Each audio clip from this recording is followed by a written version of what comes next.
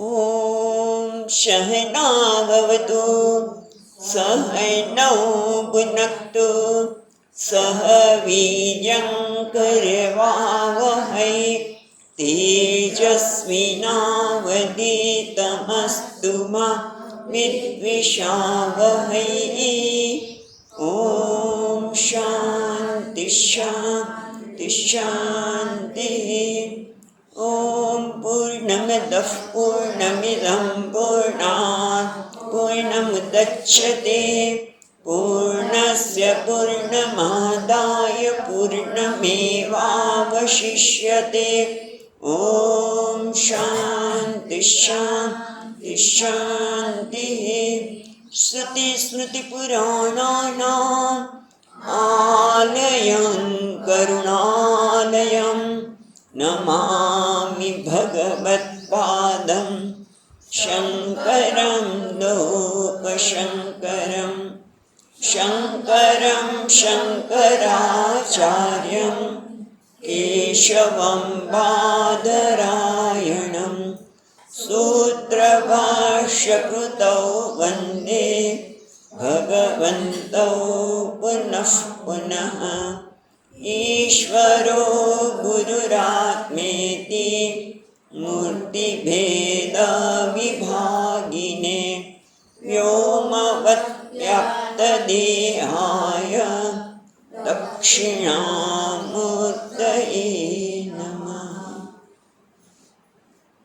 હવે આ ઉપનિષદનું અથર્વેદનું હોવાથી જે શાંતિ મંત્ર છે ભલે બધા કહેતા હોય મને આવડે છે પણ છતાં અહીંથી ઉચ્ચારણ થાય એ પછી તમે ઉચ્ચારણ કરશો. તો બધામાં ચોપડીમાં આગળના ભાગમાં છે, હું જ્યારે બોલું પછી તમે બોલજો. તમારી ચોપડીમાં આગળ છે પેલું છે. ઓમ ભદ્રં કર્ણેભિઃ શૃણુયામ દેવાઃ શૃણુયામ દેવાઃ ભદ્રં પશ્યેમાક્ષભીર્યજત્રાઃ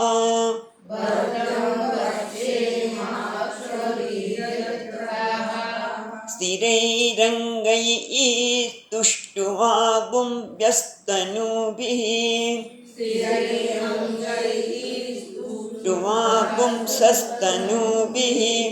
व्यशेम देवहितं यदायुः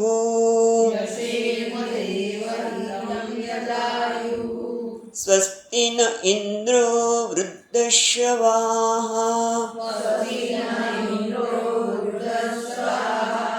स्वस्ति नः पूषा विश्ववेदाः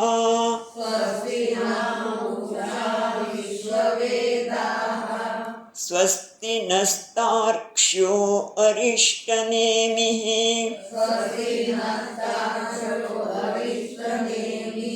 स्वस्ति नो बृहस्पतिर्दधातु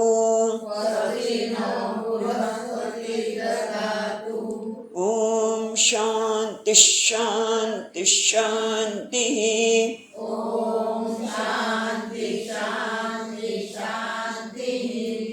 આપણને સકારામાં થોડુંક મુશ્કેલ પડે છે. સૌરાષ્ટ્ર બાજુ તો સ શ અને શ, પણ બધા શાંતિ શાંતિ બસ શાંતિ બોલે છે એવું નહીં કરતા પ્રયત્ન કરજો.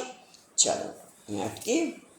અહીંયા નર્મદા કિનારે આપણે હંમેશા જે નર્મદા જે હંમેશા આનંદ આપનારી છે એના પવિત્ર કિનારે આપણે ભેગા થયા છીએ અને 2023માં કૈવલ્ય ઉપનિષદનું અધ્યયન કરેલું છે. 13 કે 14 શ્લોક સુધી આપણે જોયું, 13 શ્લોક સુધી જોયું છે. એટલે આજે આપણે વિહંગાવલોકન જ કરીશું, પણ બધા નવા પણ છે ઘણા બધા કે જેણે નથી કર્યું, તો એને પણ ગુમાવવાનું ન રહે એ બંનેને ખ્યાલમાં રાખીને આપણે પ્રયત્ન કરીશું કે જેથી તમને કંઈ ગુમાવવાનું ન રહે. તો હવે આપણે જોઈએ. હવે પહેલાં તો આપણે અહીંયા અધ્યયન કરવાના છીએ એ ઉપનિષદનું નામ છે કૈવલ્ય ઉપનિષદ. પણ આપણે પ્રશ્ન થાય, બધાને કહ્યું હતું નોટ પેન લઈને આવજો. તમે નોંધ કરી હશે તો પછી રૂમમાં જઈએ ત્યારે એના વિશે વિચાર કરી શકીએ. કારણ કે અત્યારે તો બધું સ્પર્શી પણ જાય, પણ પછી યાદ નથી રહેતું હતું. એટલે એકાદો પોઈન્ટ લખ્યો હોય તો કામ લાગે ખરો. હા, એટલે એ કરવાનું. આપણે સાંભળીએ અને બધું યાદ રહે છે એવું નથી હોતું. હા, એટલે હવે આપણે જોઈએ કે ભાઈ અહીંયા તમે ઉપનિષદ ભણાવો છો, પણ ઉપનિષદ ભણવાની, ઉપનિષદના જ્ઞાનની આવશ્યકતા છે ખરી? અમે તો ભગવાનનું નામ લઈએ છીએ, એટલી સરસ પૂજા કરીએ, પૂજામાં જપ કરીએ છીએ, સ્તોત્ર પઠન કરીએ છીએ, તો પછી ચાલે કે નહીં? આ ઉપનિષદના જ્ઞાનની આવશ્યકતા ખરી? ચાલે. હા, પણ એ પહેલાં આપણે આપણી જાતને પ્રશ્ન પૂછીએ કે આ દરરોજ ભગવાનની પૂજા કરીએ છીએ, જપ કરીએ છીએ, અમે લોકો માટે દયા રાખીએ છીએ, ઉદારતા રાખીએ છીએ, કોઈને મદદ કરવાની ભાવના રાખીએ છીએ, આ બધું કરીએ જ છીએ, તો પછી ઉપનિષદ ભણવાની આવશ્યકતા શું કરો? પ્રશ્ન તો એ છે આપણને કે અમારું જીવનમાં નથી. સાચી વાત છે, પણ આપણે પ્રશ્ન પૂછીએ કે આ બધું કરીએ છીએ ત્યારે સરસ છે, પણ આપણે ક્યારે આપણા માનવ જીવન વિશે બધાના માટે, બધાને આ લાગુ પડે છે કે આપણે કોઈ વિચાર કર્યો છે કે જીવનમાં આ બધું જ કરીએ છીએ, જપ કરીએ, પૂજા કરીએ, આપણા જીવનમાં દૈવી સંપત્તિ, કોઈનું આપણે ખરાબ બોલીએ નહીં, વિચાર પણ ન કરીએ, એવો પણ પ્રયત્ન કરીએ. હા, પણ એ બધા કરીએ છીએ, સરસ વસ્તુ છે, પણ આપણે જીવનમાં શું ઝંખીએ છીએ? આપણા જીવનમાં શું ઝંખીએ છીએ? આપણે ક્યારે આપણા જીવનમાં શું ઝંખીએ છીએ, શું ઈચ્છીએ છીએ, એવો વિચાર કર્યો છે ખરો? આપણે વિચાર કર્યો કે જન્મ્યા ત્યારથી ભણ્યા, નોકરી કરી, જે કંઈ કર્યું, લગ્ન થયા, બાળકો, જે કંઈ હોય, પણ એની પાછળ આપણે ઈચ્છીએ છીએ શું? તો કે સુખ. એમાં તો પછી બીજી વસ્તુ, આપણે કોઈને મૃત્યુ ગમતું નથી. આપણે આપણું અસ્તિત્વ ટકાઈ રહે એના માટે પ્રયત્ન કરીએ છીએ, રાઈટ? અને શું જોઈએ છે? સુખ જોઈએ છે, આનંદ જોઈએ છે, કોઈ કહે છે પ્રેમ જોઈએ છે, દરેકની કંઈક શાંતિ જોઈએ છે. જે શબ્દ વાપરો હોય તે વાપરીએ, પણ આપણે અત્યારે એમ લખીએ સુખ. એક શબ્દ રાખીએ, મને સુખ જોઈએ છે, મને સુખ જોઈએ છે, મારું અસ્તિત્વ હંમેશા ટકી રહે એવું ગમે છે, મને મૃત્યુ ગમે જ નહીં, કોઈ નહીં ન ગમે. આવે છે ને આપણે કશું કરી શકતા નથી, માટે સ્વીકારી લઈએ છીએ. અને ત્રીજું, અજ્ઞાની રહેવું કોઈને ગમે નહીં. બરાબર છે? જતા તો બીજાને મોટું દેખાય. હા, અજ્ઞાની રહેવું મને ગમે નહીં. અને મને અહીંયા એવું ખરું કે આ બધાને તમારા બધાના મોં પરના હાવભાવથી અહીંયાથી બોલાય છે. એટલે મને એમ થાય બધાના મોઢા દેખાય તો ખબર તો પડે કે ખરેખર બધા સાંભળી રહ્યા છે કે નહીં. ઓકે, હવે આપણે વાત કરીએ કે કોઈને અજ્ઞાની રહેવું ગમે નહીં. બરાબર છે? હવે અજ્ઞાની ન રહેવું, મૃત્યુને ટાળવું ગમે, એના માટે એક શબ્દ લઈએ કે મને સુખ ગમે છે. બીજા બધું અંદર આવી જશે. અંદર મને સુખ જોઈએ છે, પણ કેવું સુખ જોઈએ છે? જે હંમેશા ટકી રહે, હંમેશા સુખ ને શાંતિ જોઈએ. અહીંયા તો બહુ શાંતિ છે, અહીંયા આનંદ છે, પણ એ હંમેશા ટકી રહે. એટલે કે કોઈ પણ સમયે મને આનંદ જોઈએ છે, સુખ જ જોઈએ છે. કોઈ પણ વ્યક્તિની સાથે પણ, કોઈ પણ પરિસ્થિતિમાં પણ મને આનંદ જોઈએ છે. પરિસ્થિતિ કોઈની સાથે, એટલે દેશમાં, કોઈ પણ દેશમાં જો ત્યાં પણ, કોઈ પરિસ્થિતિમાં પણ, કોઈ વ્યક્તિની સાથે પણ મને સુખ જોઈએ છે, પણ કેવું સુખ જોઈએ છે? હંમેશા ટકે એવું. એટલે કે બિનશરતી. આમ જોવા જઈએ તો હંમેશા એટલે કે બિનશરતી, કોઈ શરત સાથે નહીં. તમે અમુક કરો તો તમને સુખ મળે, તમને અમુક વસ્તુ મળે તો સુખ મળે, એ શરત કહેવાય ને. કોઈ તમારી સાથે સારી રીતે બોલે, તમને આનંદ થયો, તે શું થયું કે કોઈ વ્યક્તિ મારી સાથે સારી રીતે બોલ્યું માટે મને આનંદ થયો. કોઈ મારી સાથે મોઢું ચડાવી દીધું, અથવા તો કોઈ કટાણું બોલ્યું, આમ તો સરસ સરસ બોલે એવું લાગે, પણ અંદરથી આપણને એવું લાગ્યું કે કટાણું, એટલે કે ખ્યાલ આવે છે કટાણું બોલ્યું, એટલે કે આપણને કટાક્ષમાં કહ્યું, તરત જ આપણે ખરાબ લાગે છે, પણ મને એ ગમતું નથી. એટલે મને એવું સુખ જોઈએ છે, એવો આનંદ જોઈએ છે કે જેમાં કોઈ શરત ન હોય, કોઈ આમ કરે કે આ કરે, કટાણું બોલે તો બોલે, પણ મારા આનંદમાં કોઈ ફેર પડવો જોઈએ નહીં. રાઈટ? એવું મને સુખ જોઈએ છે. અને એવું મળે ખરું આપણા જીવનમાં? અત્યારે આપણે પ્રશ્ન એ થયો હતો કે હું દરરોજ જપ કરું, સ્તુતિ કરું, સારા બધા સાથે સારો વ્યવહાર રાખવા માટે પ્રયત્ન કરું, તો પણ મને આ મળે છે ખરું? ના. ક્યારેક મળે છે, પણ એ કાયમ ટકતું નથી. મને કાયમ ટકે એવું જોઈએ છે, અને બધાને જોઈએ છે. બધાની સ્વાભાવિક ઈચ્છા શું છે કે મને બિનશરતી, બિનશરતી સુખ જોઈએ છે. કોઈ શરત સાથે સુખ નહીં, કોઈ પરિસ્થિતિ, કોઈ સ્થળ, એ કોઈના વ્યવહાર, એવું બિનશરતી. તો એ શક્ય છે? કારણ કે અમે તો આ બધું કરીએ છીએ, પણ એટલું મળતું નથી. તો હા, શક્ય છે. ક્યાં? શાસ્ત્ર કે છે ભગવાને આપણને આ ઈચ્છા લઈને મોકલ્યા છે બધાને. બધામાં આ ઈચ્છા પડી છે કે નહીં? તો એનો ઉપાય પણ છે, અને ઉપાય ક્યાં છે? ઉપનિષદમાં. બ્રહ્મ વિદ્યા, એને કે ઉપનિષદ કહો, બ્રહ્મ વિદ્યા. એ તમને જ્ઞાન થાય તો તમને બિનશરતી પ્રેમ મળે. એટલે ઉપનિષદ શું કહે છે કે ખરેખર તું જે વસ્તુ શોધી રહ્યો છે તે તું છે. છાંદોગ્ય ઉપનિષદમાં કે તત્વમસી, તે તું છે. એના માટે મહાત્મા સુંદર વાર્તા કે એક બહુ સરળ છોકરો, સાદો સરળ છોકરો, કોઈ દિવસ કોઈ વ્યસન કરે નહીં, પણ પેલી શિવરાત્રિ આવી એટલે એણે એના મિત્રો સાથે શિવ મંદિર દર્શન કરવા ગયો, અને ભાંગ હતી કે ભાંગ થોડીક પી એમ કરતાં બધા મિત્રો એને પીવડાવી દીધી બરોબર, અને ભાંગ ચડી ગઈ. અને હવે ભાંગ ચડીને શું કહે છે? હવે મને ઘરે લઈ જાઓ, મારા ઘરે લઈ જાઓ. આ બધા ઘરે લઈ જાઓ એવું કહે છે, પણ ક્યાં? શિવરાત્રિ મંદિર દર્શન કરી આવ્યા પછી ઘરમાં જ ભાંગ પીધેલી, મંદિરમાં નહીં. અને મને ઘરે લઈ જાઓ, ઘરે લઈ જાઓ. શું કરે? ઘરમાં જ છે.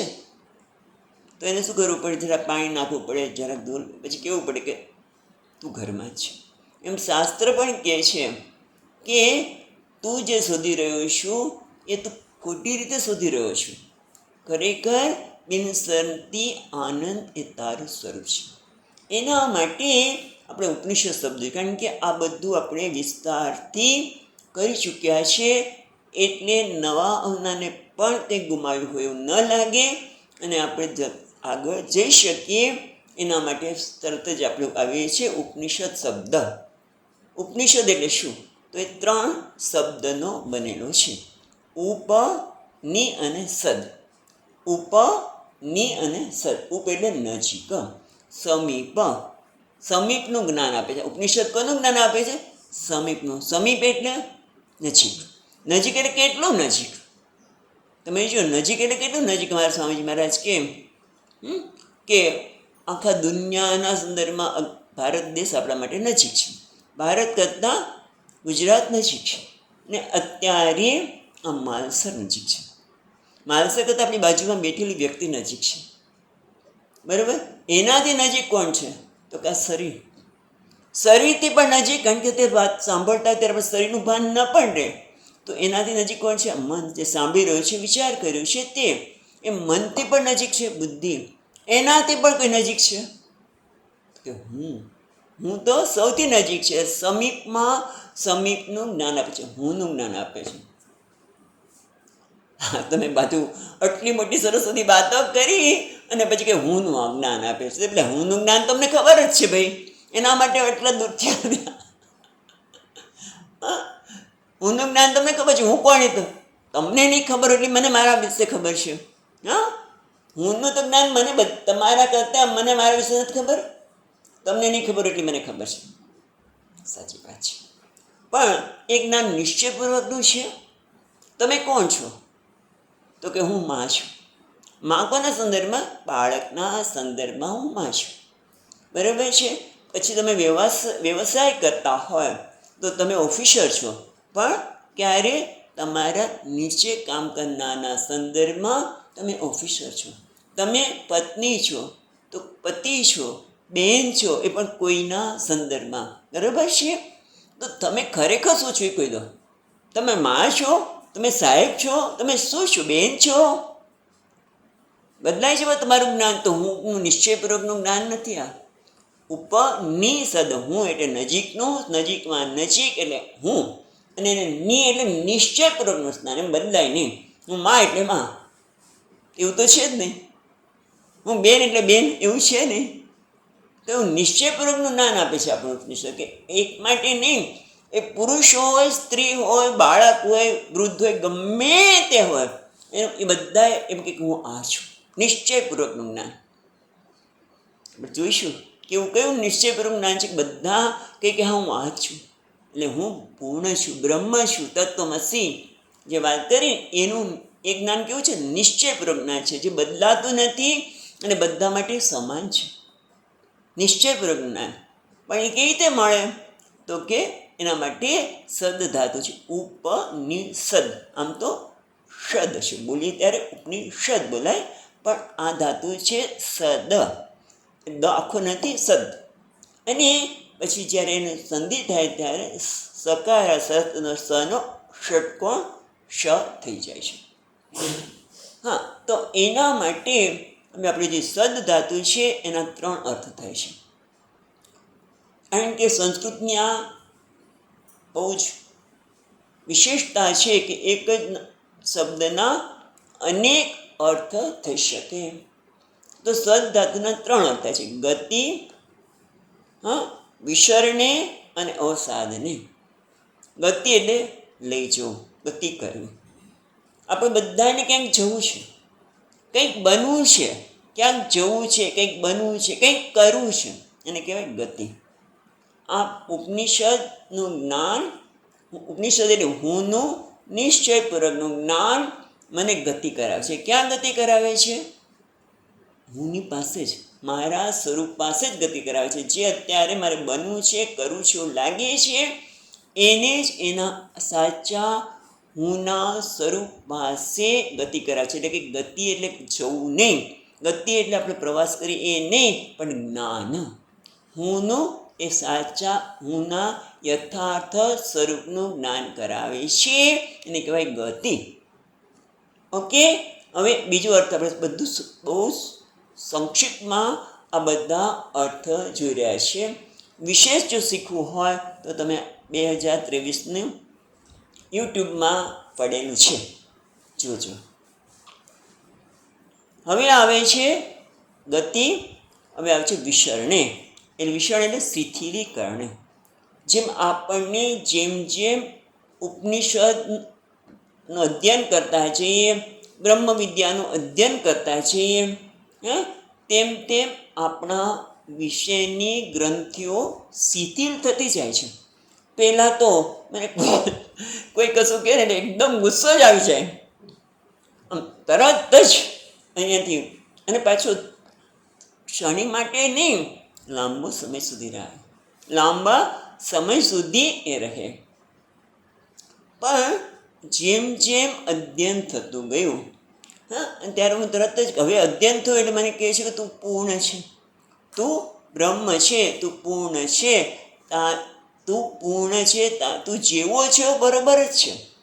પણ જ્યારે જ્યારે હું કંઈ વ્યવહાર કરું ત્યારે મારી જાતને પૂછું છું. ભલે મને જ્ઞાન નથી, મેં તો ખાલી શબ્દથી સાંભળેલું જ છે, હજી જ્ઞાનમાં નિષ્ઠા થઈ નથી, પણ મને એમ થાય છે કે શાસ્ત્ર કહે છે, હજી આપણે જોઈશું, તો એ પ્રમાણે હું પ્રયત્ન કરું છું.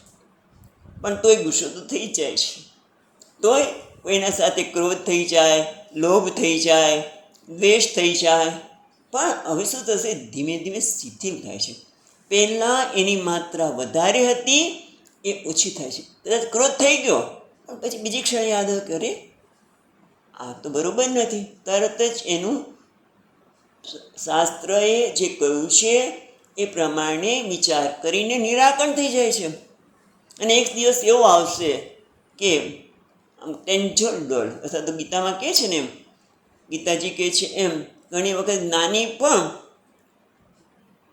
જ્યાં સુધી એ જ્ઞાનમાં સ્થિત ન થયો હોય ત્યાં સુધી ક્યારેક એ ક્રોધ કરી નાખે, ક્યારેક એને એ આવું કરે, હા, પણ લાંબુ હોય નહીં. અને એટલા માટે બીજો અર્થ શું છે? ગતિ વિસરણે છેવટે અવસાદન. અવસાદન એટલે નાશ થવો. કયો નાશ થાય છે? હું વિશેનો અત્યારે આપણે વાત કરીએ કે હું મને જ્ઞાન છે, પણ કેવું છે? પૂરતું જ્ઞાન નથી. મારું જ્ઞાન બદલાતું જાય છે, કારણ કે એનું કારણ છે અજ્ઞાન.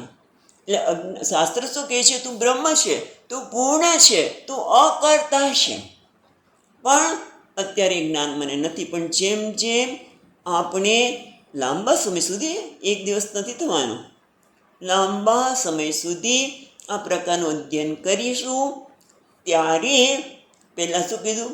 ગતિ લઈ જાય, વિષણ એટલે શિથિલ થતું જાય, અને છેવટે અવસાદન એટલે અજ્ઞાનનું ઢીલું પડ્યું હોય ને, જેમ દોરી ખેંચતા જાઓ ઢીલી પડતી જાય, પછી એક વાર શું થાય? ગાંઠ પડી હોય, ચાલો તે દોરીને ખેંચવા કરતાં ગાંઠ પડી હોય ને આપણે ખોલતા હોય દોરાની, ખુલતી જાય પછી બરાબર ખુલી જાય.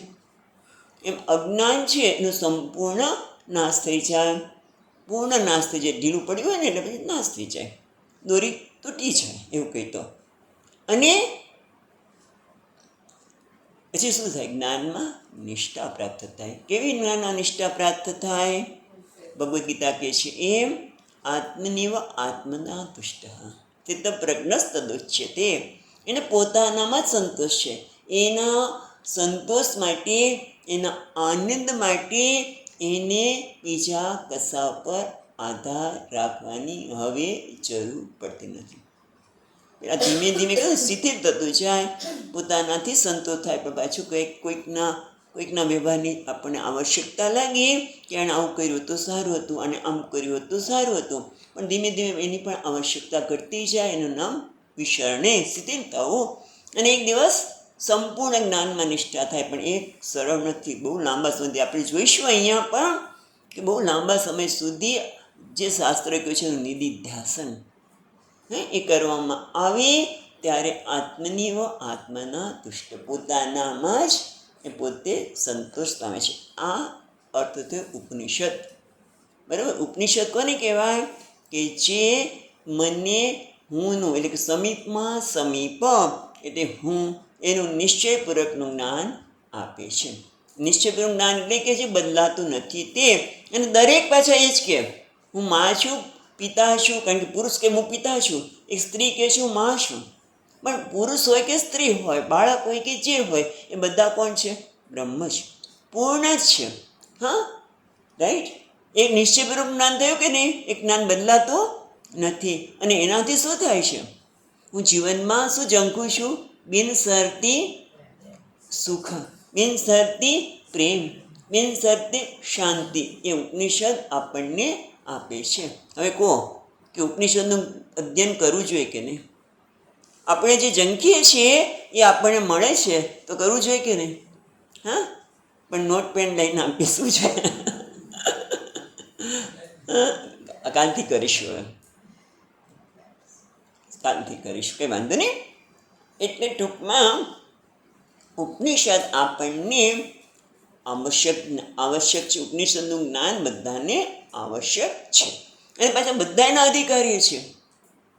સ્વામીજી મહારાજ કે તમે સંગીત બહુ ગમતું હોય, બીજા કોઈ ગાતા હોય ને તો આપણે મને સંગીત આવડે તો સારું, પ્રયત્ન કરીએ પણ એમાં સક્સેસ જઈ નહીં. હા, ક્રિકેટર બનવું હોય પણ એ બધા જ ક્રિકેટર કે સંગીતજ્ઞ બની શકે નહીં. પણ બધા આત્મજ્ઞાન બ્રહ્મ વિદ્યાના અધિકારી છે, બધાને મળે, કારણ કે બધા એ જ છે. હું ખરેખર જે મારી વિશે જાણું છું એ સત્ય નથી. શાસ્ત્ર કહે છે તું તારી જાતે વિશે, હું ના વિશેનું તારું જ્ઞાન છે એટલું અધૂરું જ્ઞાન છે. તો પૂર્ણ છે અને છીએ જ આપણે, માટે અધિકારી છીએ. ખ્યાલ આવે છે? બધા આના અધિકારી છે. બીજા આમાં અધિકાર હોય કે નહીં?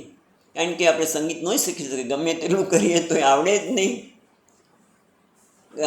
ઘણી વખત એવું થાય, બધા સમૂહમાં ગાતા હોય ને ત્યારે લોકો બીજું તો કાંઈ નહીં, એ આમ મસ્તીમાં આવી જાય કે અવાજ બધા કદાચ જુદો પડે, વિચિત્ર રીતે ગાતા હોય એવું લાગે. એમ ઘણી વખત લોકો ઘોંઘાટ થતો હોય એવું લાગે. અને પછી આપણા ઓલા ગાનાર ગાયક હોય ને એને કહેવું પડે, તમે નહીં ગાતા, આપણે આમ ના પાડી દે. જ્યારે આવ્યા હોય ને બધા ત્યાં અને આપણે એમની સાથે ગાતા હોય તો ના પાડી દે. હા, એટલે ટૂંકમાં એના માટે આપણે અધિકારી નથી, પણ બ્રહ્મ વિદ્યા માટે બધા અધિકારી છે. અને ઉપનિષદનું જ્ઞાન બધાને માટે આવશ્યક છે, કારણ કે બધા એ જંત્ય છે. આટલું જોયા પછી હવે આપણે શાંતિ મંત્ર ઉપર જઈએ. બરાબર? હા, આપણે તો આ કૈવલ્ય ઉપનિષદ એ અથર્વવેદનું ઉપનિષદ છે, એટલે એનો શાંતિ મંત્ર જે છે એ આપણે જોઈએ છીએ. પણ હવે પહેલું કે શાંતિ પાઠની, શાંતિ મંત્રની આવશ્યકતા ખરી? હા. શું કરે છે શાંતિ મંત્ર? તો એક કે ગ્રંથના પ્રારંભમાં આપણે શાંતિ પાઠ કરીએ છીએ, જેને કે મંગલાચરણ. આપણે કોઈ પણ શુભ કાર્ય કરીએ ત્યારે ગણપતિની પૂજા કરીએ.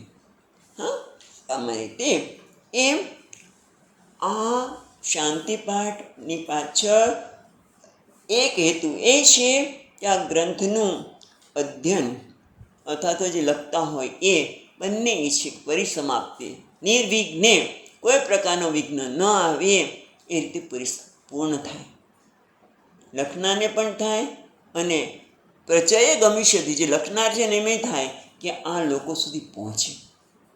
એટલે ઘણી વખત આપણે વાત કરી છે કે ભગવાને અર્જુનને ઉપદેશ આપ્યો, ભીતને નથી આપ્યો, બીજા કોઈને નથી આપ્યો, અધિકારીને આપ્યો છે કે જેથી લોકો સુધી પહોંચે. એટલે નિર્વિઘ્ને પરિસમાપ્તિ થાય, લોકો સુધી પહોંચે. અને કેટલાક શાંતિ પાઠમાં શાંતિ મંત્રો જે છે એમાં વિષય આમાં કઈ વસ્તુ કહેવામાં આવશે, એટલે વિષયની પણ છણાવટ કરવામાં આવે છે. અને ત્રીજું છે કે શાંતિ પાઠ દ્વારા બંને ગુરુ અને શિષ્ય, વક્તા અને શ્રોતા બંને પરમાત્માના અનુગ્રહની પ્રાર્થના કરે છે. કારણ કે આ બ્રહ્મ વિદ્યાનું આપણે જ્યારે અધ્યયન કરીએ કે અધ્યાપન કરવામાં આવે એ બંનેને ઈશ્વરના અનુગ્રહની અપેક્ષા રહે છે. કારણ કે બે વસ્તુ છે કે આચાર્યને પણ, વક્તા છે એને, આચાર્યને પણ ઈશ્વરના અનુગ્રહની ખૂબ જરૂર છે. કારણ કે જ્યારે આમ પણ જ્યારે કહે છે ઉપનિષદ અનન્ય પ્રોક્તે ગતિરત્ર નાસ્તિ, આચાર્ય જે અનન્ય બનીને, એટલે કે એનામાં કોઈ અહંકાર જ ન હોય, એ મને ખાલી ખોખું બની જાય. કોઈ અહંકાર એના મને વ્યવહારમાં કદાચ અહંકાર થોડો રાખવો પડે, પણ જ્યારે અધ્યાપન કરાવતા હોય ત્યારે એ ભગવાનને પ્રાર્થના કરે છે કે ભગવાન તું મારા દ્વારા પ્રગટ થા. કારણ કે તારી વાત કરવાની છે, આત્માની વાત કરવાની છે, બ્રહ્મની વાત કરવાની છે. તમે જે ઉપનિષદમાં જ્ઞાન આપ્યું છે એ વાત કરવી છે, માટે તમે જ આ દ્વારા પ્રગટ થાઓ. એટલે શાંતિ મંત્ર દ્વારા વક્તા પણ પ્રાર્થના કરે છે અને શ્રોતા પણ શેના માટે કરે છે કે જે વક્તા કહે છે હું સમજી શકું, જે વક્તા કહે છે એ સમજી શકું. એના માટે એને પણ શું કરવું પડે? પોતાના જ્યારે શ્રવણ કરે છે ત્યારે પોતાનો અહંકાર એક બાજુ મૂકવું પડે. ગ્રંથિઓને એક બાજુ મૂકી શકો એ શક્તિ આપ, તમારો અહંકાર જ પીપપ થયા કરે તો કંઈ થશે? શ્રોતા કંઈ સમજી શકે નહીં, વિરોધ જ કર્યા કરે. તો આ શું કહે છે? તો સરખામણી કર્યા કરે, ઓલા આમ કે પેલા આમ કે, તો પણ ન થાય. એટલે એ બધામાંથી મુક્ત રહેવા માટે ઈશ્વરના અનુગ્રહની જરૂર છે. હવે આપણે શાંતિપાઠ જોઈએ એ પહેલાં કૈવલ્ય કોને કહેવાય? કૈવલ્ય ઉપનિષદનો શાંતિપાઠ આપણે કરી રહ્યા છીએ ત્યારે કોઈને થાય કે આ કૈવલ્ય એટલે શું? હા, તો કૈવલ્ય એટલે કેવલસ્ય ભાવ કૈવલ્ય. કૈવલ્ય એટલે સાવ સરળ ભાષામાં કહીએ તો જે વ્યક્તિ જે સ્થિતિમાં છે ત્યાં જેવો છે કેવો છે? બ્રહ્મ જ છે. જે કૈવલ્ય એટલે કે પોતે જે કંઈ જોવે છે, જગત સાથે વ્યવહાર કરે છે, ત્યારે આપણે ઘણી વખત કહેતા સિયા રામમય સબ જગ જાની, બરાબર, કરું પ્રણામ જોડી કરપાને. પણ એમાં પ્રણામ કરું બધાને, પણ હું એ નથી, રાઈટ? એવું જ કરતા હોઈએ છીએ ને આપણે, પણ હું એ તત્વ છું. એનું નામ કૈવલ્ય. ખ્યાલ આવ્યો? કે જેને બીજા બ્રહ્મ સિવાય, પરમાત્મા સિવાય કોઈ જ નથી હોતું, તો આત્મા સિવાય કશું જ નથી, નામ કૈવલ્ય. કૈવલ્ય ભાવે એ કૈવલ્ય ઉપનિષદ. આ કૈવલ્ય ઉપનિષદ આપણને કૈવલ્યનું, કે આત્મા કે પરમાત્મા સિવાય કશું જ નથી, તું પણ એ જ છે, કશું છે એમાં તું પણ એ જ છે, તું પણ એ તત્વ છે, એનું જ્ઞાન આપે છે. એટલે કૈવલ્ય ઉપનિષદ. ઉપનિષદ કોને કહેવાય? હમણાં જ આપણે અર્થ જોયો. હવે આપણે શાંતિ મંત્રમાં જઈએ. તો પેલો છે ચોપડી. જો આપણે મંત્ર બોલી ગયા છીએ એટલે હવે આપણે સીધો અર્થ જ કરીશું. તો તમે જો ખોલી રાખો. ઓમ ભદ્રમ કર્ણેભિઃ શૃણુયામ દેવાઃ. ઓમ એટલે પરમાત્માનું નામ. ઓમ હે પરમાત્મા, બરાબર. ઓમ એટલે કોઈ પણ ગ્રંથની શરૂઆતમાં પણ આપણે ઓમ, એ પણ ઓમ અથ. ઓમ અને અથ એ બહુ જ મંગલકારી શબ્દ પણ છે. જ્યારે સૃષ્ટિનું સર્જન થયું ત્યારે બ્રહ્માજીના મુખમાંથી ઓમ અથ સરી પડેલું. હા, એટલે ઓમ અથ. એટલે ઓમ એ મંગલકારી શબ્દ છે. અને હવે શું કહે છે? ભદ્રમ કર્ણેભિઃ શૃણુયામ દેવાઃ.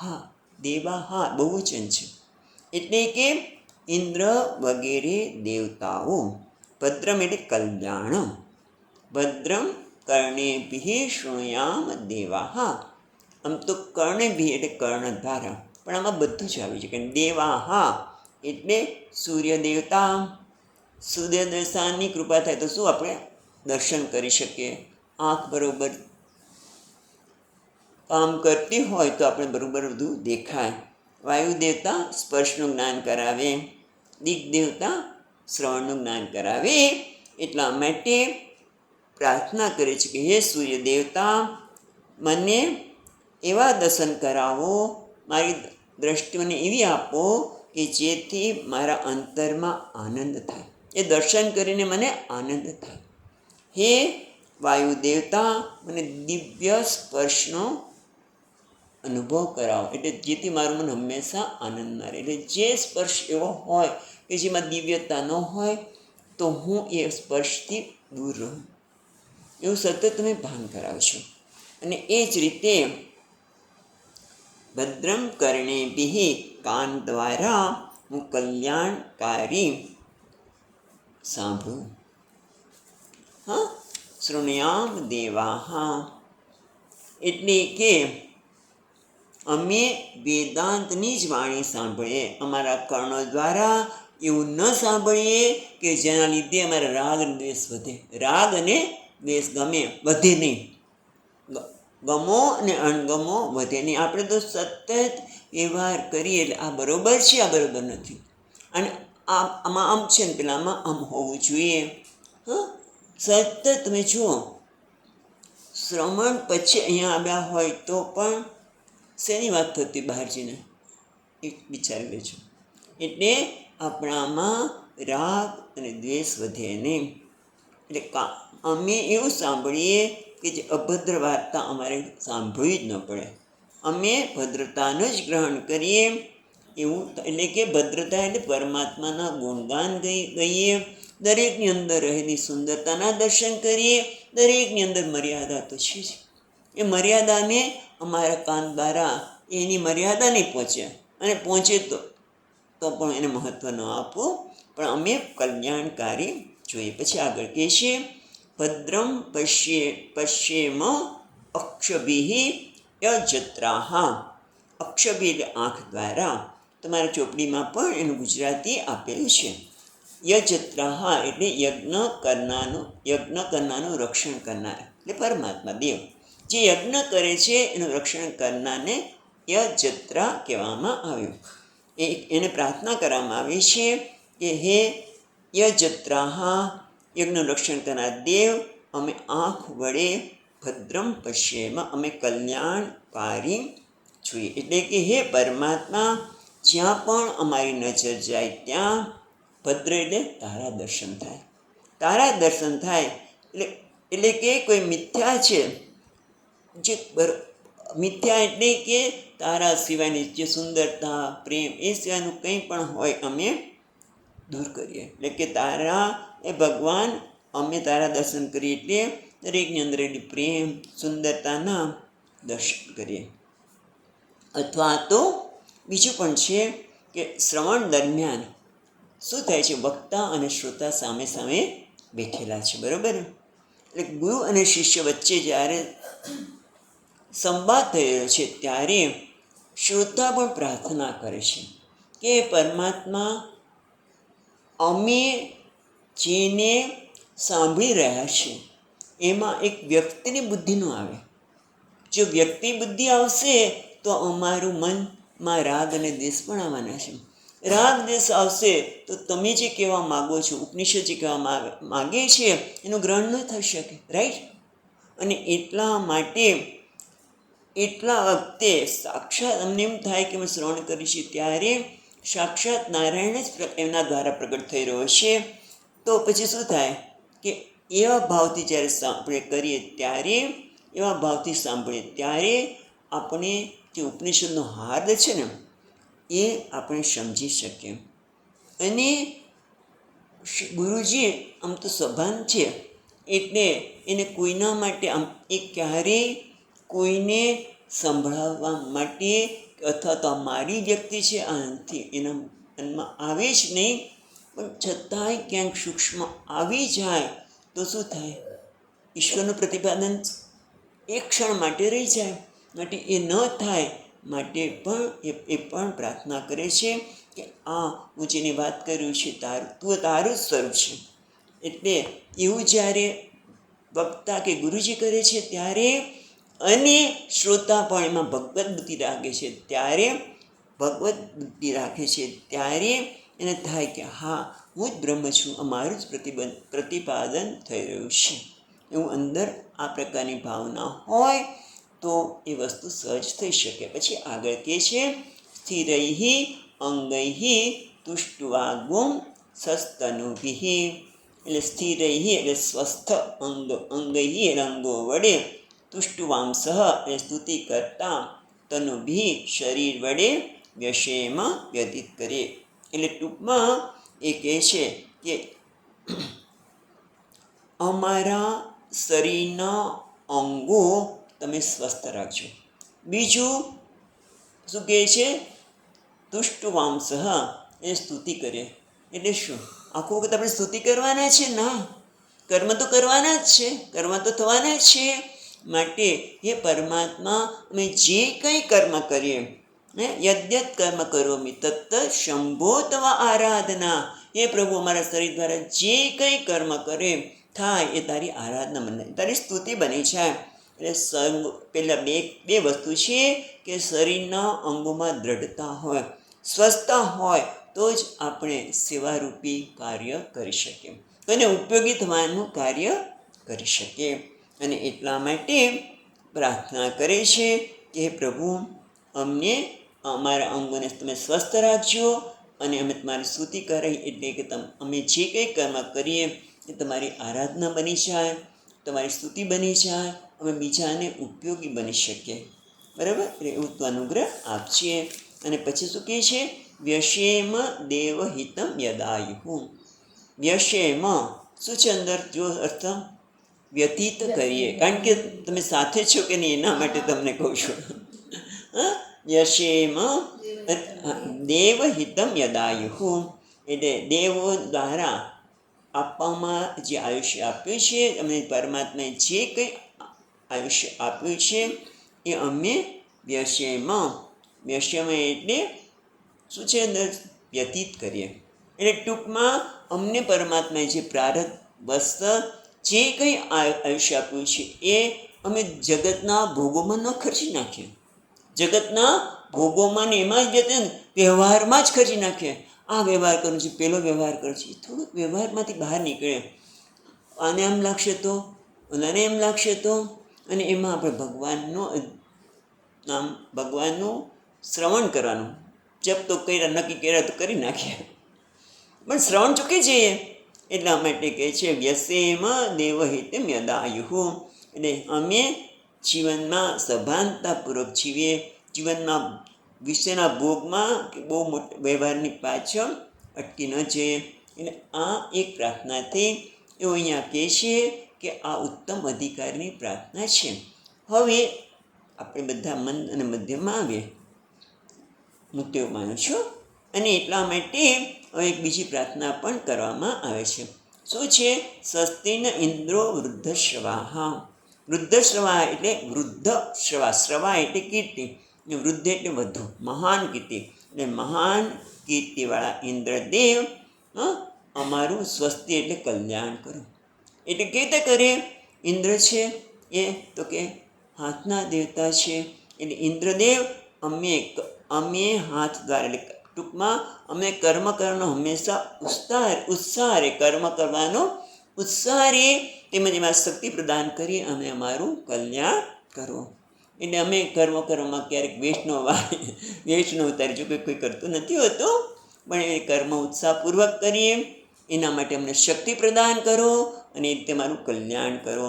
સ્વસ્તિનો આપણે બહુ સંક્ષિપ્તમાં આ બધું જોઈએ છે, યાદ રાખજો. એટલે કોઈનું વિશેષ જોવું હોય તો ત્યાં બહુ વિસ્તારથી વાત કરી છે. સ્વસ્તિન શું છે? હવે પૂષા વિશ્વવેદાહ ન એટલે અમારું. સ્વસ્તિન પૂષા એટલે પુષણ, એવું છે. પુષણ પણ સૂર્યદેવનું નામ છે. પૂષા એટલે હે સૂર્યદેવ અમારું કલ્યાણ કરો. કેમ કલ્યાણ? સૂર્યદેવને કેમ કહેવામાં આવે છે? અને સૂર્યદેવ બધાને પ્રકાશ આપે છે, એટલે એને બધાની ખબર છે. સર્વજ્ઞ એ સર્વજ્ઞ એવા દેવ અમારા પર કૃપા કરો. એટલે અમને જે રૂપ અને રંગનું જ્ઞાન થાય છે એમાં તારા દર્શન થાય, મંગળના દર્શન થાય, પરમાત્માના દર્શન થાય, એવું કરો. પછી આગળ કહે છે સ્વસ્તિ નસ્તાર્ક્ષ્યો અરિષ્ટમે. એટલે સ્વસ્તિ એટલે કલ્યાણ, બરોબર. હા, સ્વસ્તિ નસ છે ને, નસ નથી, અડધો વિસર્ગનો અડધો સ થયો છે. નહ સ્વસ્તિ નહ તાક્ષર્ય અરિષ્ટનેમિ. તાક્ષર્ય એટલે ગરુડ, ખાલી અર્થ જ જોઈએ. ગરુડ અને અરિષ્ટનેમિ. અરિષ્ટનેમિ એટલે કે જેની ગતિ કુંઠિત નથી, પ્રતિબંધિત નથી. ગરુડજી છે એ જેટ વિમાનની ગતિ, હવે તો જેટ વિમાન પછી કયું વિમાન આવ્યું ખબર નથી મને, પણ આમ કેવી એની ગતિ એકદમ ગતિશીલ અને કોઈ પ્રકારે વચ્ચે અટકે નહીં, ક્યાંય એ અટકે નહીં. એટલે માટે અરિષ્ટ નેમી કહેવાય કે જેની ગતિ કુંઠિત નથી. અપ્રતિબદ્ધા નેમિ, જેની ગતિમાં કોઈ અવરોધ નથી, પ્રતિબંધ નથી. એટલા માટે એ પ્રાર્થના કરે છે કે હે ગરુડજી, હું જ્યારે મારા ધ્યેયના માર્ગમાં આગળ વધી રહ્યો છે ત્યારે એમાં આવતી કોઈ પણ આપત્તિ હોય, કોઈ પણ મુશ્કેલી હોય, એને તમે દૂર કરો. કારણ કે આપણે તો સત્સંગમાં જવું છે, શિબિરમાં તો કેવું સારું કે એટલા વખત આપણે જગતને ભૂલી અને આપણે ઈશ્વરનું સ્મરણ એનું અધ્યયન કરીશું. પણ નક્કી જ કર્યું કે એટલે 2-3 જણ આવ્યા છે, આવું છે સ્વામીજી, આવું છે. બરાબર શિબિર આવે ત્યારે કે આમ એવી મુશ્કેલી આવી જાય, એવી સ્થિતિ ઉત્પન્ન થાય કે આવી જ ન શકે. એટલે સુધી પ્રતિબંધ આવ્યો. માટે પ્રાર્થના કરે છે કે હે ગરુડજી, તમે અમારા માર્ગમાં આવતી મુશ્કેલીઓ, આપત્તિઓને દૂર કરો. કારણ કે તમે અરિષ્ટનેમી છો, મારી ગતિ અરિષ્ટનેમી છે. અને બીજું એવું પણ કહે, ગરુડજી છે એ આકાશમાં વિહાર કરનાર છે. માટે એ કહે છે કે અમારા વક્તા અથવા તો ગુરુજી જે શબ્દ બોલે એ યોગ્ય રીતે મારા કાન સુધી પહોંચે. શબ્દ કંઈક કહેતા હોય પણ આપણે એનું અર્થઘટન ખોટું પણ કરી શકીએ. માટે યોગ્ય રીતે સુધી પહોંચે. એટલા માટે સ્વસ્તિનો તાક્ષર્ય અરિષ્ટનેમિ નઃ. હવે પછી શું છેલ્લો શબ્દ છે? સ્વસ્તિનો બૃહસ્પતિર દધાતુ.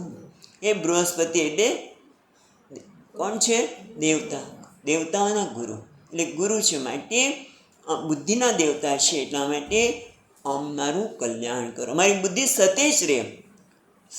જ્યારે અધ્યયન કરતા હોય ત્યારે બીજી બધી જગ્યાએ દોડે નહીં, સતેજ એવી રહે, અને અમે એ જ્ઞાનને આત્મસાત કરી શકીએ. અમને એવી શક્તિ આપો કે જેથી અમે સ્વાધ્યાય બરોબર કરી શકીએ, ઉપદેશને સમજી શકીએ. પછી છેલ્લે કહે છે ઓમ શાંતિ શાંતિ શાંતિ, એટલે કે 3 વખત કહે છે. તો પેલી છે આધ્યાત્મિક સ્તરે, આદિદૈવિક સ્તરે અને આદિ ભૌતિક સ્તરે. અને એમાં આધ્યાત્મિક સ્તરે એટલે કે આધ્યાત્મિકમાં શું આવે? શરીર, મન અને બુદ્ધિ. એટલે કે આ ઉપાધિ અમે શ્રવણ કરીએ ત્યારે અમારી ઉપાધિ પણ સ્વસ્થ રહે. નહીં તો શ્રવણ કરતા હોય અને પગ દુખતા હોય, શરદી થઈ જાય, કંઈક થઈ જાય તો આપણું ધ્યાન ક્યાં જાય? શરીર ઉપર. એટલે અમારું શરીર સ્વસ્થ રહે, શરીર સ્વસ્થ રહે, મન પણ કેવું રહે? રાગ દ્વેષથી મુક્ત રહે, અને બુદ્ધિ પણ શ્રવણ કરીએ ત્યારે શ્રદ્ધાપૂર્વક કરીએ, એટલે સંશય રહી તમારી બુદ્ધિ બનીને શ્રવણ કરે. એને કહેવાય શું છે?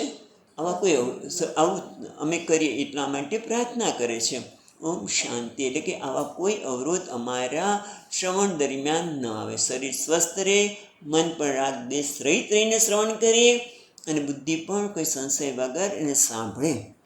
પછી છે આદિ ભૌતિક, આજુબાજુનું વાતાવરણ.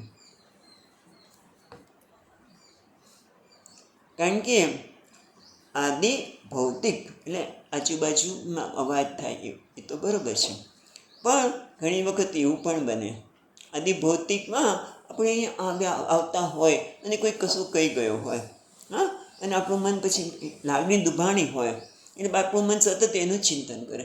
મને આવું કેમ કહ્યું, આમ કેમ કર્યું, પેલું ફૂલ સ્ટોપ મૂકી જ ન શકીએ આપણે.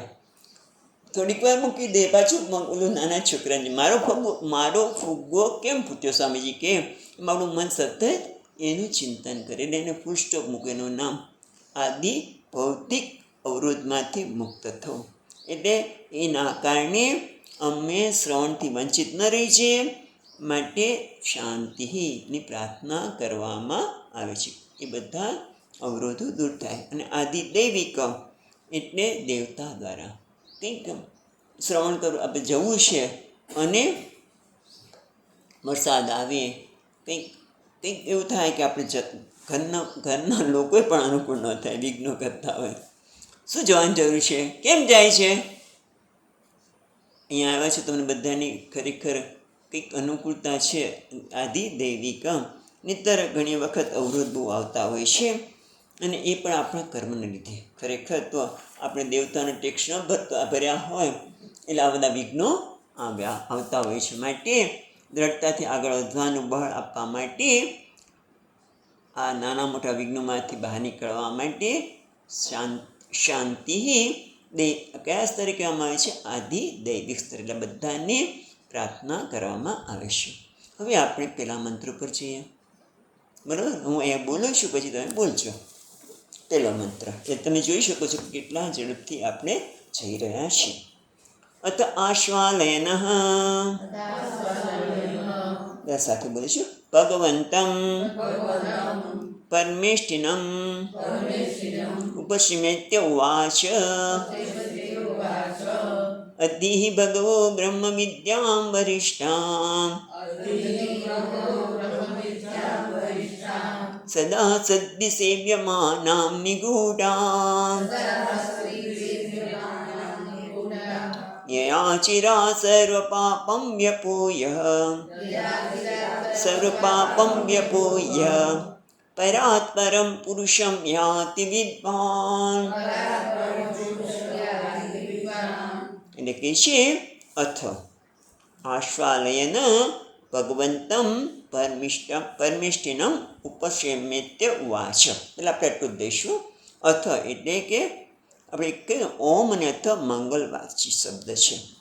અને અથનો બીજો અર્થ થાય છે તદ અનંતરમ, આ વસ્તુ પૂરી થયા પછી, આ ઘટના ઘટ્યા પછી, અથ એટલે ત્યાર પછી કંઈક એવું બન્યું છે કે જેથી એ આ પ્રશ્ન પૂછે છે. અથ આસ્વાલયન, આશ્વાલયન એ કોઈ સામાન્ય વ્યક્તિ નથી, એ તો બહુ મોટા, જો તમારામાં જો ના તમારા નથી આપ્યું, આશ્વાલયન છે બહુ મોટા ઋષિ થઈ ગયા, ઋગ્વેદના મંત્ર દ્રષ્ટા છે એવા, અને એમને આસ્વાલયન સૂત્ર પણ લખેલા છે એવા મહાન ઋષિ પરમેષ્ટિનમ, ભગવંતમ પરમેષ્ટિનમ ઉપસમ્યત્ય ઉવાચ. એટલે ભગવાન પરમેષ્ટિ એટલે બ્રહ્માજી, પરમેષ્ટિ એટલે અહીંયા બ્રહ્માજી પાસે જઈને, ઉપસમ્યત્ય પાસે જઈને ઉવાચ એટલે બોલ્યા. પણ આપણે આ શબ્દ આ પેલી લીટીનો અર્થ જોયો, પણ અર્થ એટલે કે કંઈક ઘટના ઘટી ગઈ છે, કંઈક એવું થયું છે કે જેથી એમને પ્રશ્ન પૂછવાની ઈચ્છા થઈ. જેમ કે સ્વામીજી કે આપણે ખાવાની ઈચ્છા ક્યારે થાય? ભૂખ લાગી હોય તો ને, નહીંતર કંઈ ન થાય. જ્યારે ભૂખ લાગી હોય તો ખાવાની ઈચ્છા થાય, બરાબર. એટલે ટૂંકમાં કંઈક એવું બને ત્યારે આપણને ઈચ્છા થાય, નહીંતર ખાઈ લીધું હોય તો પછી ખાવાની ઈચ્છા થાય નહીં. શેની ઈચ્છા થાય? સૂઈ જવાની, વામ કુક્ષી, રાઈટ. એવી રીતે કંઈક એવું થયું છે કે આવો પ્રશ્ન ઉઠ્યો, એટલે કે એના મનની સ્થિતિ એવી છે કે એને બ્રહ્મને જાણવાની ઈચ્છા થઈ. એવું થયું ને તો જ ઈચ્છા થાય, કારણ કે આપણા મનની સ્થિતિ આધારે આપણને ઈચ્છા થાય. જેમ શરીર મન ભૂખની લાગી તો આપણે ખાવાની ઈચ્છા થાય, ઋષિકેશ જવું હોય, બરાબર. એટલે ટૂંકમાં આપણને આપણા કંઈક એવું બન્યું હોય કે જેથી આપણને આ થાય. હવે અહીંયા એવું શું થયું હશે કે એનું મનમાં એટલું બધું શુદ્ધ થઈ ગયું હશે કે જેથી હવે કોઈ ઈચ્છા મનમાં રહી નથી. કોઈ ઈચ્છા રહી છે? બ્રહ્મને જાણવાની. ઓકે, એટલે અહીંયા અથ આપણે વાત કરી એ પ્રમાણે કંઈક એનું અંતરણ શુદ્ધ બન્યું છે. માટે આસ્વાલયન જે મહાન વિદ્વાન છે, ઋગ્વેદના આચાર્ય પણ છે, અને જે પ્રશ્ન પૂછે છે, શું કહે છે? અધિ ભગવો બ્રહ્મ વિદ્યામ વરિષ્ઠામ સદા સદ્ભિ સેવ્યમાનામ નિગૂઢામ. આપણે પેલા ખાલી અર્થ જોઈએ તો અધિ એટલે તમારે જો જોતા રહે, બધામાં આપ્યું છે. અધિ એટલે અમને અધ્યયન કરાવો, શીખવો. શું? હે ભગવાન, બ્રહ્મ વિદ્યામ વરિષ્ઠામ, જે બધી વિદ્યામાં વરિષ્ઠ એટલે શ્રેષ્ઠ છે, કઈ બ્રહ્મ વિદ્યા, એને તમે અમને શીખવાડો. પછી કઈ છે બધી આપણે જોઈશું, પણ ટૂંકમાં પ્રશ્ન થાય છે બ્રહ્મ વિદ્યાના સંદર્ભમાં. એટલે અર્થ શું બતાવે છે કે એનું હૃદય શુદ્ધ થયું છે. હવે કોઈ ઈચ્છા નથી, એક જ ઈચ્છા છે બ્રહ્મ વિદ્યા. કેમ એવી ઈચ્છા થઈ છે? તો કહે છે બ્રહ્મ વિદ્યા વરિષ્ઠ. આ વિદ્યા કેવી છે? વરિષ્ઠ, શ્રેષ્ઠ છે. કારણ કે જગતની બધી જ્ઞાન છે, વિદ્યા જ્ઞાન છે, કેવું છે? આપણામાં ઉણપ ઊભી કરે છે. જો ખરેખર આપણે એમાં એ વિદ્યાને પ્રાપ્ત કરવા માટે પ્રયત્ન કરીએ, જેમ કે ડૉક્ટર બેઠા છે, હવે એમને કહીએ, એમને કહે કે તમે શું છે? તો હું ડૉક્ટર છું, પીડિયાટ્રિશિયન છું વગેરે, પણ તોય આ તો નથી આવડતું, પેલું તો ખબર નથી. આંખમાં રેટિના, જમણી મને રેટિનાનું ખબર છે, પણ આની વસ્તુ ખબર નથી. એટલે ટૂંકમાં આપણને કોઈ પણ જ્ઞાન પ્રાપ્ત કરીએ તો શું થાય કે આ તો મને નથી આવડતું, હજી ઓલું તો નથી આવડતું, એવું થાય કે નહીં? ગૃહિણી હોય તો પણ ગૃહિણીને કે મને બધું રસોઈ આવડે, પણ હવે આજકાલના છોકરાઓ કહે તો મને નથી આવડતું, રાઈટ. તો એ શું અધૂરપ બતાવે ને આપણને. એટલે કોઈ પણ જ્ઞાન આપણામાં અધૂરપ ઉત્પન્ન કરે છે. પણ આ એક કેવું જ્ઞાન છે? બ્રહ્મ વિદ્યા વરિષ્ઠા, શ્રેષ્ઠ છે. એટલે કે જે મને બધી પ્રકારની ઉણપમાંથી, અધૂરપમાંથી મુક્ત કરે છે. એનું નામ શ્રેષ્ઠ વિદ્યા, કે જે મને દૂર કરે. શું કહે છે? ઉપસમ્યત્ય ઉવા છે. ઉપસમ્યત્ય એટલે આ એક વિધિ છે કે આપણે જ્યારે ગુરુ પાસે જઈએ, મહાત્મા પાસે કંઈક લઈને જાય છે. શું છે? સમિત પાણી શ્રોત્રિય બ્રહ્મનિષ્ઠમ. ઉપનિષદમાં મુંડક ઉપનિષદમાં આવે છે કે એક વિદ્યાર્થી ગુરુ પાસે બ્રહ્મ વિદ્યા શીખવા માટે છે. હવે એની પાસે તો કશું છે જ નહીં. અને મોટબેડા સ્વામી કેમ બધું છોડીને ગયો છે, તો રસ્તામાં જંગલમાંથી જતા હતા આશ્રમ પાસે પહોંચે છે ત્યારે શું લઈને જાય? સૂકા લાકડા. કારણ કે એ સમિત, એને કહેવાય સમિધ, કે જે મારા ગુરુજીને યજ્ઞમાં મદદરૂપ થશે. એટલે એને ભાવના છે. ઉપસમેત્ય વાચ્ય, એની પાછળની ભાવના એ છે કે મને હું તમને બધા કાર્યમાં ઉપયોગ થઈશ. એક નમ્રતા બતાવે છે. ત્યારે પ્રણામ કરીને પૂછે છે ત્યારે નમ્રતા બતાવે છે અને પૂછે છે. ઉપસમેત્ય વાચ્ય એટલે પ્રશ્ન કરે છે. કારણ કે તો શું થાય કે પ્રશ્ન ન કરે અને આપણે સીધું જ્ઞાન આપવા માંડીએ તો શું થાય? સ્વામી ઘસાવે કે એક કપલ છે, એક છોકરો છે, એ ગયો અને ગુરુજીને પ્રણામ કર્યા અને ગુરુજી બ્રહ્મ વિદ્યા એ વાત કરવા માંડ્યા. ઓલા કે મારે લગ્નમાં ક્યારે થશે? લગ્નના સંદર્ભમાં પ્રશ્ન પૂછવો હોય અને આપણે બીજું જવાબ આપી દઈએ તો કંઈ જ બરાબર નહીં ને. એ પૂછે તો આપણે એનો જવાબ આપીએ, અને પ્રશ્ન પૂછે એનો કંઈક એને જિજ્ઞાસા છે તો આપણા ઉત્તરની કદર થાય, તો એને અસર થાય. એટલે ટૂંકમાં આ પ્રશ્ન પૂછે એટલે આપણે જવાબ આપવો વખતા એ જરૂર નથી. પેલા જોવે કે આ અધિકાર કરનો છે. ઓલો લગ્ન નાનો યુવાન છે અને પરીક્ષાના સંદર્ભમાં કે ના વાત કરે અને તમે એને બ્રહ્મવિદ્યાની વાત કરો. એને તો તમે એ વિદ્યાર્થીને તમે મૂલ્યની વાત કરો, તું સાથે ભણ, સાથે કમા, એની વાત થવી. હવે તમે એને હજી બ્રહ્મવિદ્યા માટે તૈયાર જ નથી તો તમે બ્રહ્મવિદ્યા ન કરી શકો નહીં. ભલે ને પ્રશ્ન પૂછતો હોય. એટલે કોણ પ્રશ્ન પૂછી રહ્યો છે, ક્યાંથી પ્રશ્ન પૂછી રહ્યો છે? ઘણી વખત પ્રશ્ન પૂછવા માટે પૂછાતો હોય. મેં કેવો સરસ પ્રશ્ન પૂછ્યો, પોતાનો અહંકારને તૃપ્ત કરવા માટે બધું જ જોવાનું હોય. પણ અહીંયા આ સ્વાલયંચી કહે છે કે અધિભગવો બ્રહ્મ વિદ્યામ વરિષ્ઠામ, એને એમના મનની સ્થિતિ બતાવે છે. ઉપસમેત્ય એટલે એની માનસિક ભૂમિકા છે કે હું નમ્રતા સાથે આવે છે. અધિ ભગવ, હે ભગવાન, અધિ મારા પર અનુગ્રહ કરીને તમે યાદ કરો. એટલે અહીંયા સંસ્કૃત છે અધિ મદ અનુગ્રહ સ્મર, તમે બ્રહ્મ વિદ્યાને યાદ કરો. એમ નથી, સ્મરે આમ તો છે ટીકામાં, પણ સ્મરે એટલે તમે મારા ગુરુ બનો, મને તમે શિષ્ય તરીકે સ્વીકારો. એટલે ગુરુનું આહ્વાન કરે છે કે તમે મારા ગુરુ બનો. આમ સામે આપણે સ્વામીજી કે કોઈને ધનની આવશ્યકતા હોય તો એ શું કરે? એટલે ધનવાનમાં કોઈ વ્યક્તિમાં ધનવાન છે એવું લાગ બધે એનું આહ્વાન કરે. અહીંયા પણ કહે છે અધિ ભગવો, એટલે અહીંયા ગુરુને ભગવાન તરીકે માને છે. કેમ? એ પછી એની ચર્ચા ત્યાં વિસ્તારથી કરી છે, તમે જોઈ લેજો. એટલે અધિ ભગવો બ્રહ્મ વિદ્યામ વરિષ્ઠામ, વરિષ્ઠામ એટલે શ્રેષ્ઠ છે. એટલું જ નહીં, સદા સદ્ભિ સેવ્યમાનમ, આ બ્રહ્મ વિદ્યા સદા હંમેશા સદ્ભિ એટલે સંત પુરુષો દ્વારા જે દૈવી સંપત્તિ ધરાવે છે એનું એ સેવન કરે છે. એટલે આ કોઈ સામાન્ય જ્ઞાન નથી. આ જ્ઞાનનું સેવન એવા લોકો કરે છે કે જે સદ્ભિ, જેનામાં દૈવી સંપત્તિ છે એવા લોકો કરે છે. અને કેવું છે? સદા સદ્ભિ સેવ્યમાન, બરાબર છે. સત્પુરુષનું સેવન કરે છે તો અમે કરી લેશું. અમે આ બધું તમારી પાસે સાંભળવાની શું જરૂર છે? કે નિગૂઢા, હું તમારી પાસે એટલે આવ્યો છું કે કદાચ ગુરુજી કે આપણે બ્રહ્માજી કે તો સત્પુરુષનું સેવન કરજો તું કરી લે ને. તો કે ના, નિગૂઢામાં એટલે જો તમારામાં શું છે? અત્યંત ગૂઢ છે. આ જ્ઞાન કેવું છે? બ્રહ્મ વિદ્યા અત્યંત ગૂઢ છે, રહસ્યમય છે. જાતે આપણે એ જ્ઞાન પ્રાપ્ત કરી શકીએ નહીં. કારણ કે કોનું જ્ઞાન છે? હુંનું જ્ઞાન છે, મારું જ્ઞાન છે, બ્રહ્મનું જ્ઞાન છે. હું સિવાયનું બીજું જ્ઞાન હોય ને તો આપણે પુસ્તક દ્વારા પ્રાપ્ત કરી શકીએ. અને શંકરાચાર્ય મહારાજ મુંડક ઉપનિષદમાં કહે છે શાસ્ત્રજ્ઞોપી પંડિતોપી, જે પંડિત હોય, જેને સંસ્કૃતનું બધું જ્ઞાન હોય તો પણ સ્વાતંત્ર્યેણ બ્રહ્મ અન્વેષણ મા કુર્યાત, એને બ્રહ્મનું અન્વેષણ ન કરવું જોઈએ. બ્રહ્મ પોતાની જાતે જાણવું જોઈએ નહીં. કારણ કે જે જાણવા માટે પ્રયત્ન કરે છે અહંકાર પોતાને મિથ્યા નહીં કે સમજી કે તમે અહંકાર, જેમ કે હું મારી જાતે વાંચી લઈશ ને આવડી જશે, પણ તો અહંકાર છે ને જે કહે છે એ અહંકાર પોતાની મિથ્યા જાણશે નહીં. માટે નિગૂઢા, અને એટલા માટે એટલું રહસ્યમય છે.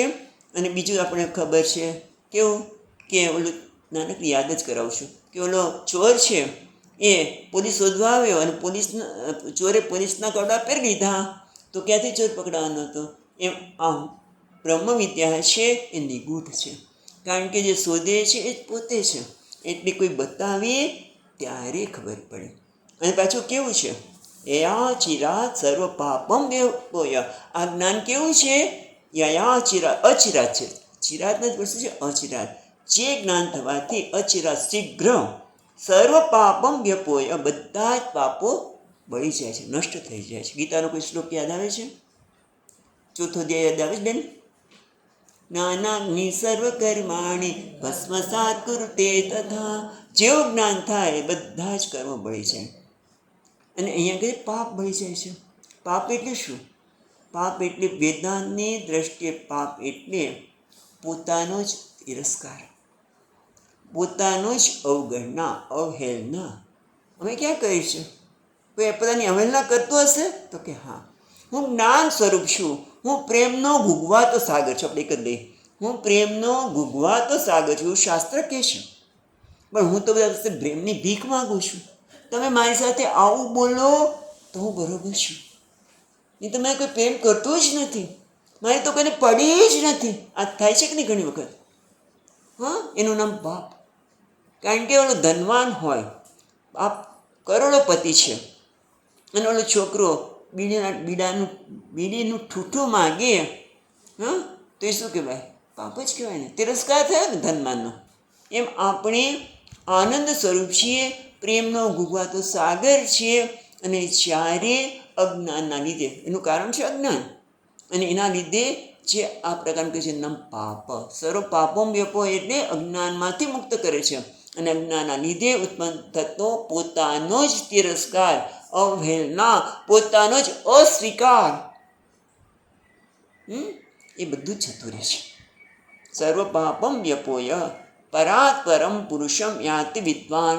અને વિદ્વાન પરાત્પર પુરુષને પ્રાપ્ત કરે છે. પરાત્પર એટલે પર, પરાત પર, પરાતથી પણ પર, પરાત એટલે માયા, એનાથી પણ પર એટલે માયાનું પણ અધિષ્ઠાન, એને પુરુષ એટલે પરમાત્મા. પરાત્પર એટલે પરમાત્માને યાતિ વિદ્વાન. વિદ્વાન એટલે જે હવેને જે જ્ઞાન થઈ જાય છે, જેને ગુરુજી પાસે જઈને ગુરુજી જે જ્ઞાન આપે છે, એના માટે એને વિદ્વાન કહેવામાં આવે. વિદ્વાન યાતિ એટલે પ્રાપ્ત કરે, પરમાત્માને આત્મા રૂપે પ્રાપ્ત કરે છે. માટે આટલું શ્રેષ્ઠ જ્ઞાન છે. એટલે આસ્વાદન કહે છે કે આ જ્ઞાન કેવું છે? બધી વિદ્યામાં શ્રેષ્ઠ છે, જેને સત્પુરુષો દ્વારા સેવન કરવામાં આવ્યું છે, અને પાછું નિગૂઢ છે, રહસ્યમય છે, એટલે જાતે જ્ઞાન થઈ શકે એવું નથી. અને આ જ્ઞાન થતાં જ બધા જ પાપને નાશ થાય છે. અને એટલા માટે પાપનો નાશ થઈને શું થાય છે? તો કે પરમ પુરુષમ યાતિ વિદ્વાન. વિદ્વાન પરમાત્માને પ્રાપ્ત કરે છે, એટલે કે પોતાનાથી પરમાત્માને જુદું જોતું નથી. માટે આ વિદ્યા શ્રેષ્ઠ છે. માટે આપ મારા માટે આ જ્ઞાન આપો, તમે મારા ગુરુ બની અને મારું આ જ્ઞાન આપો. અહીંયા આપણે અટકીએ છીએ. ઓમ પૂર્ણમદ પૂર્ણમિદં પૂર્ણાત પૂર્ણમુદચ્યતે પૂર્ણસ્ય પૂર્ણમાદાય પૂર્ણમેવાવશિષ્યતે. ઓમ શાંતિ શાંતિ શાંતિ. શંકરં શંકરાચાર્યં કેશવં બાદરાયણં સૂત્રભાષ્યકૃતૌ વંદે ભગવन्तौ પુનઃ પુનઃ. ઈશ્વરો ગુરુરાત્મેતિ મૂર્તિભેદવિભાગિને વ્યોમવદ્વ્યાપ્તદેહાય દક્ષિણામૂર્તયે નમઃ. ઓમ શાંતિ શાંતિ શાંતિ. હરિ ઓમ. શ્રી ગુરુભ્યો નમઃ. હરિ ઓમ.